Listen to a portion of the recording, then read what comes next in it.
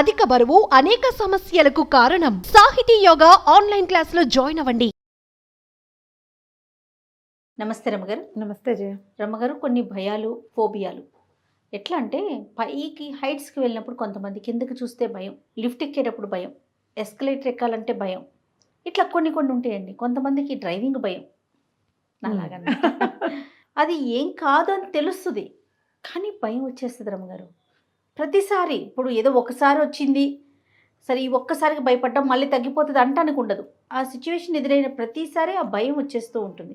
కొంతమందికి పిల్లలు బయటికి వెళ్ళారనుకోండి, ఏదో అయిపోయినట్టు భయం. అసలు ఇంక వీటికి అసలు ఫుల్ స్టాప్ కామా ఉండదండి, ఒక్కొక్కరికి ఒక్కొక్కలాగా.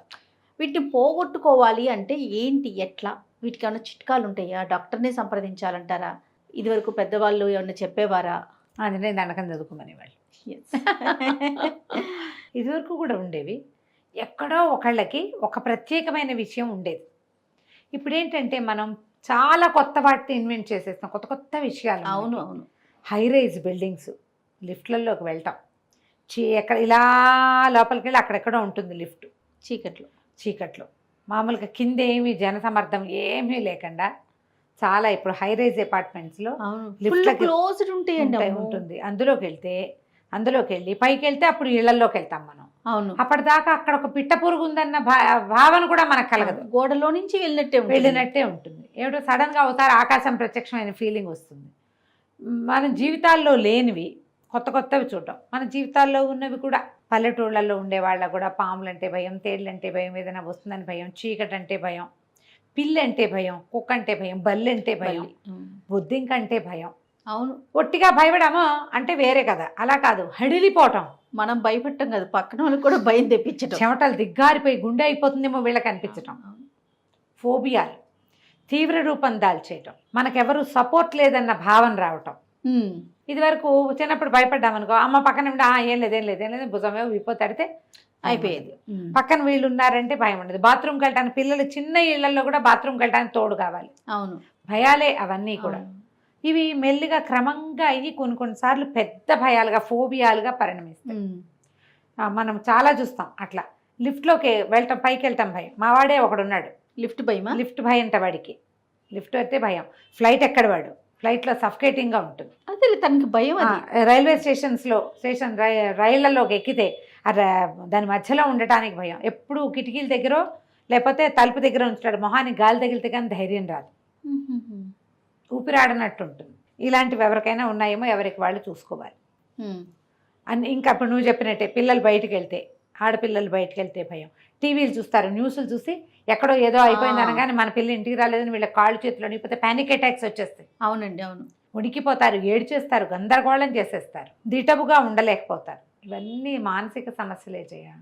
తప్పకుండా డాక్టర్ అవసరమే. చిన్నప్పుడు ఊరికి ఇప్పుడు మన చీకట్లో వెళ్ళేటప్పుడు ఆంజనేయ దండకం అని చెప్పాను, ఆంజనేయ స్వామి దండకం చదువు, అది భూత ప్రేత పిశాచి అది భయం ఉంటే, ఒంటరితనం అంటే భయం అయితే. అలా కాకుండా ఇలా ఈ రకమైన భయాలకి ఆంజనేయ స్వామి ఏం చేస్తాడు? అదే ఆయన ఏం చేయగలడు? ఊహించేసుకుంటావు, నువ్వు ఊహించుకుంటావు. తర్వాత ఆ క్లోజ్ దాంట్లోకి వెళ్ళేసరికి నీకు గాలి చాలటం లేదన్న భావన, ఊపిరాడదు. అవును, మనం ఊహించుకోవటం, అది మనం ఊహించుకోవటమే. నాకు తెలిసి అయితే హోమియోలో దీనికి మందు ఉందండి. ఇవన్నీ సైకోసమాటిక్ మానసిక సంబంధమైన వ్యవహారాలే కదా. కొన్ని థెరపీలు కూడా ఉన్నాయని చెప్తారు వీటికి. ఓకే. హోమియోలో మందు ఉందని ఢంకా బజాయించి ఎలా చెప్తున్నారంటే, ఈ లిఫ్ట్ భయం పిల్లవాడు ఉన్నాడు కదా, మావాడు, మా అత్తయ్య గారి మనవడు, వాడికి తగ్గిపోయింది. వాడు మొన్న ఫ్లైట్లో అమెరికా కూడా వెళ్ళొచ్చాడు. లోకల్ ఇక్కడెక్కడ ఫ్లైట్ అయితే నేను రాననేవాడు మొదట. వాడు వెళ్ళాడు మందు వేసుకోవటంతో ఒక 2-3 నెలల కోర్సు. ఆ దేని వల్ల భయం కలుగుతుందో అది దీంతో పోతుంది. ఓకే. ఈ సైకోసమాటిక్ థింగ్స్ చాలా వాటికి హోమియోలో మందు ఉంటుంది. జస్ట్ మీకు సరైన డాక్టర్ దొరకాలి. మనం చెప్పలేకపోతాం కదా, ఒకసారి చాలా చిన్న మెడిసిన్ తోటి పోతుంది. నెగ్లెక్ట్ చేయకూడదు దీన్ని. ఒకవేళ మీకు భయం ఉంటే ఏం చేస్తారు, చాలా మంది నాకు ఇలా వెళ్తే అలా ఉంటుంది అని చెప్పరు, దాన్ని అవాయిడ్ చేస్తారు, ఇతరుల నుంచి దాచిపెడతారు. ఇవి మిమ్మల్ని ప్రమాదంలోకి నెడతాయని తెలుసుకోండి. ఏదో ఒక తప్పని పరిస్థితిలో మీరు చేయాల్సి వస్తే అది మీకు ఏదైనా పెద్ద సమస్యకి అందులోకి పరిణమించేస్తుంది, అది పెద్ద దాంట్లోకి తీసుకెళ్ళిపోతుంది. మీకు అలాంటి భయాలుంటే, పిల్లల్లో భయాలుంటే తీర్చండి వాటిని. మీకే అలా భయం ఉంటే, నేను ఇప్పుడు నాకు కూడా ఇప్పుడు మన కొంతమందికి ఎలా వస్తాయంటే డెలివరీల తర్వాత భయం వస్తుంది జయం. మా చిన్న అబ్బాయి పుట్టాక నాకు బాల్కనీలో పిల్లాడిని ఎత్తుకుని ఉంచుకున్నా, పడిపోతాడని భయం. గట్టిగా పట్టుకుంటారు అయినా కూడా పట్టుకున్నా, భయం. పిల్లాడు చంకలో ఉంటాడు. పైగా నాకు ఫస్ట్ కిడ్ సెకండ్ కిడ్ ఏంటి, నేను 14-15 మంది పిల్లల్ని ఎత్తుకున్న దాన్ని. నా 5వ ఏట నుంచి పిల్లల్ని ఎత్తుకునే అలవాటు ఉంది, నా ప్రాక్టీస్ ఉంది. ఎంత ప్రాక్టీస్ జయ, డజన్ల కొద్ది పిల్లలు. అవును. ఒక్క 1 డే బేబీ నుంచి నేను నీళ్లు కూడా పోయగలను, స్నానం చేయించుకో. ఒక్క రోజు పిల్లకు కూడా నీళ్లు పోయగలను జయ.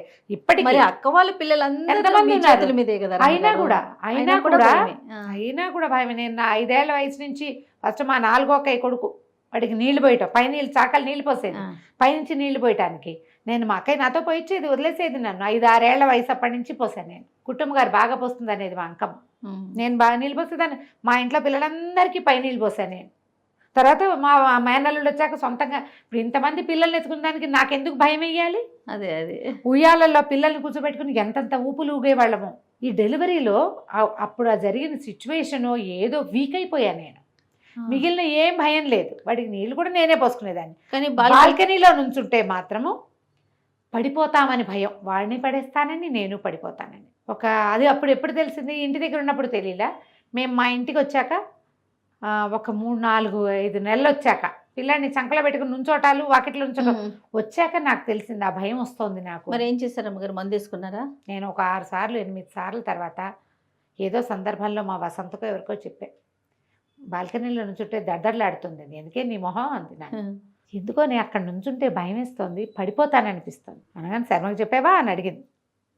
చెప్పలేదే అని. చెప్పాలి కుట్టేది, నీకు డెలివరీ తర్వాత ఏదో వచ్చింది, ఇది ఇంతకుముందు లేదు. అంతకుముందు భయపడి 2 ఏజ్ పిల్లల్ని ఏ టైం ఎత్తుకుని నడిచేదాన్ని నేను. పిల్లలు ఎక్కువ కదా మాకు. తర్వాత ఒక 5-6 సార్లు మందేశారు. అది ఎప్పుడు పోయిందో కూడా తెలియదు నాకు. ఆ టైంలో ఒక కేసు చూశాను నేను, వీరి దగ్గరకు వచ్చింది. ఈ డెలివరీ తర్వాత అమ్మాయి ఆ పిల్లని దగ్గరికి రానివ్వాల, మదరే పిల్లని ఏం చేస్తుందోనని భయం వేస్తుంది వాళ్ళకి. ఆ కేసుకి ఇంత మందు వాడించారు. మా ఇంట్లో ఒక పురాతన హోమియో వైద్యం పుస్తకం ఉండేది, అసలు ముట్టుకుంటే పేపర్లు చీరిపోయాయి. అందులో ఇలాంటి వివరాలు ఉన్నాయి. తర్వాత నేను ఎప్పుడు మా వారు ఏం పెద్ద వివరంగా ఏం చెప్పరు, మాటలు నీకు తెలిసిందే కదా, నేను ఎక్కువ మాట్లాడు. కానీ ఏదో ఒక సందర్భం నా సంగతి నాకు తెలిసింది. నేను ఆ కేసు చూసిన తర్వాత ఇలాంటి సమస్యలు ఎవరికైనా ఎదుర్కొంటుంటే ఇమీడియట్గా వీళ్ళకి నేను చెప్తుండేదాన్ని, ఎక్కడో చోట వాడుకోండి, ఏ ఊళ్ళో అయితే ఆ ఊళ్ళో ఎక్కడో ఒక చోట హోమియో వైద్యం వాడండి, తగ్గుతుంది ఇది తొందరగా. తర్వాత వాళ్ళకి ఆ భయం రాకుండా ఉంటుంది. మీరు మనని మనం గమనించుకోవాలి జయ. ఎక్కడ దేనికి భయం, మనకు భయం ఉంది, మనం దేనికైనా అదిరిపోతున్నాం. భయం వేరు, ఫోబియా వేరంటారా? భయం ఒక సాధారణ స్థితి జయ, దాని తీవ్రత ఫోబియా బహుశా.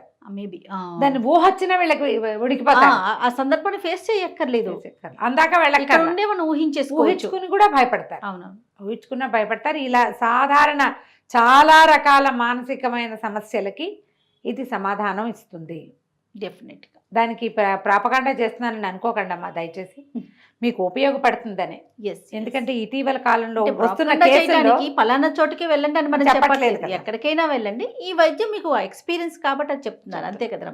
ఈ మధ్య చూసిన కేసుల్లో చాలా మంది ఓసిడి, ఒకటి పీరియడ్స్కి సంబంధించిన ఓసిడి, సంసార జీవితానికి సంబంధించిన ఓసిడి, అవి బాగా కనపడుతున్నాయి జయ, చాలా ఎక్కువ. ఎన్ని కేసులు వింటున్నాను నేనే. ఇప్పుడు నేను అదే చెప్తున్నా, నెలకు ఒక 10 కేసులు కూడా చేయను నేను. అయినా కూడా నేను 10ల కొద్ది కేసులు వింటున్నానంటే ఎంత ఎక్కువగా ఉందో ఇష్యూ చూడండి, ఎంత ఇష్యూనో. ఇల్లు మురిగ్గా ఉంది, అశుభ్రంగా ఉంది, వెళ్ళిపోదామనిపించేస్తుంది ఇంట్లో నుంచి. మీ ఇల్లే అయినా కూడా అలాంటివి కూడా పనిచేస్తాయి హోమియోలో. మీరు మీ ముందు ప్రధానంగా మీలో ఇది ఉన్నది అని మీరు తెలుసుకోవాలి, ఒప్పుకోవాలి, చెప్పుకోవాలి, అంతే డాక్టర్ తోటి. అబ్బే అది ఇదంతా ఇది సహజం అని అనుకోవద్దమ్మా, సహజం కానే కాదది, ఇవి అసహజమైనవే. భయం వేస్తుంది, ఎత్తుకెళ్తే ఎవరికి భయం వేయదు అంటారు కొంతమంది. ఎత్తుకెళ్తే అందరికీ ఏం భయం వేయదు, కొంతమందికే భయం వేస్తుంది. నీళ్లలోకి దిగుతుంటే భయం వేస్తుంది, రకరకాలు ఉంటాయి, రకరకాలు. నీటి భయం ఉంటుంది, ఎత్తు భయం ఉంటుంది, రకరకాల భయాలు. ఈ భయాలన్నిటికీ కూడా మనం ముందు అసలు మన వాట్ ఈజ్ వాట్ అనేది మనని మనం తెలుసుకోవాలి, దానికి తగిన మందు వేసుకోవాలి. మందు వాడుకుంటే తగ్గిపోతుంది. నమస్తే. సుమన్ టీవీలో మీ పర్సనల్ అండ్ బిజినెస్ ప్రమోషన్స్ కోసం కింది నెంబర్కి కాంటాక్ట్ చేయండి.